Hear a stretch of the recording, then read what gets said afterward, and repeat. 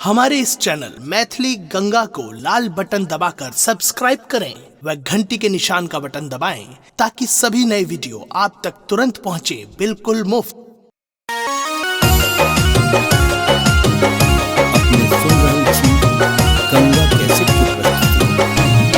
जय मैया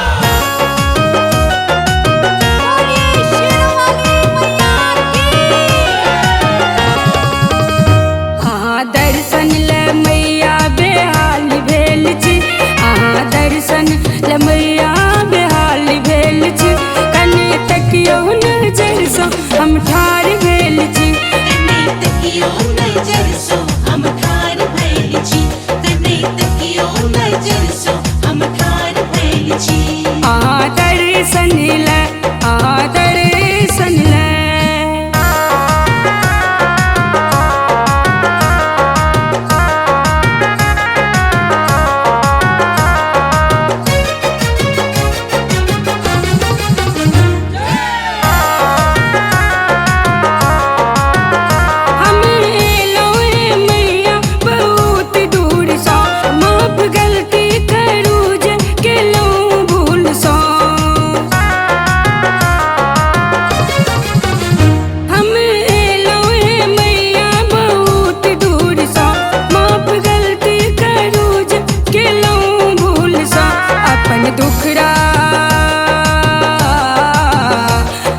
दुखड़ा सुनाबै ले आबि गेल छी, कने तकियो नजर सँ हम ठाढ़ भेल छी, कने तकियो नजर सँ हम ठाढ़ भेल छी, कने तकियो नजर सँ हम ठाढ़ भेल छी। अहाँ दर्शन ले, अहाँ दर्शन ले।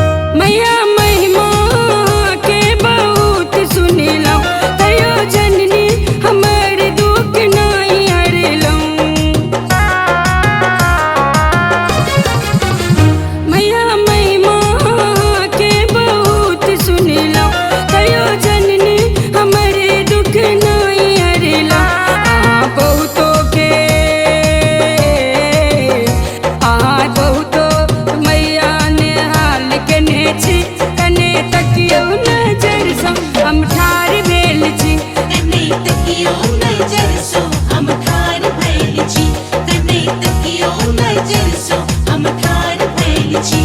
अहाँ दर्शन ले, अहाँ दर्शन ले।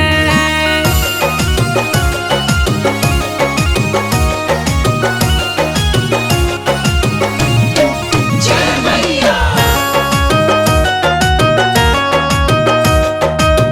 अपने सुन रहे छी गंगा कैसे की प्रस्तुति। कियो खाली ने गेल माँ द्वार सँ, कने हमरा दिस तकियो अहाँ ध्यान सँ, कियो खाली ने गेल माँ द्वार सँ, कने हमरा दिस तकियो ध्यान सँ। अहाँ दृष्टि, अहाँ दृष्टि बिना हम कंगाल भेल छी, कने तकियो नजर सँ हम ठाढ़ भेल छी, कने तकियो नजर सँ हम ठाढ़ भेल छी, कने तकियो नजर सँ हम ठाढ़ भेल छी। अहाँ दर्शन ले